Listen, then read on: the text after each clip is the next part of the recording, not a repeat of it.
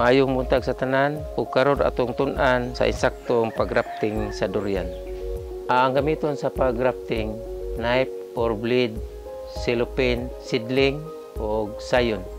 Ang proseso sa pag-graft, una buhaton ang atoang knife atong trapuhan, limpyo gyud siya. Ikaduha, putlo na to ang tumoy sa seedling. Dayon, isunod na to ang sayon, ato ni pagaputlan ang mga dahon. Ang tumoy sa atong sayon, atong haiton. Dayon, isumpay ang sayon sa seedling, tapos atong hiktan o silupin. Ang purpose ng silupin, nga dili masudlan og tubig.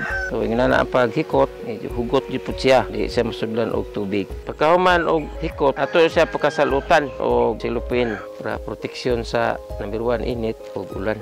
Ingana na ang proseso. After 2 weeks, buhi na ni. Importante ang grafting kaysa seedling. Ay, ang grafting is 4 years mamunga na. Samantala ang seedling umabot na og 15 years ana pa mamunga. Alang sa kasayuran, bisitahe ang opisina sa Municipal Agriculture, Buog, Zamboanga, Sibugay.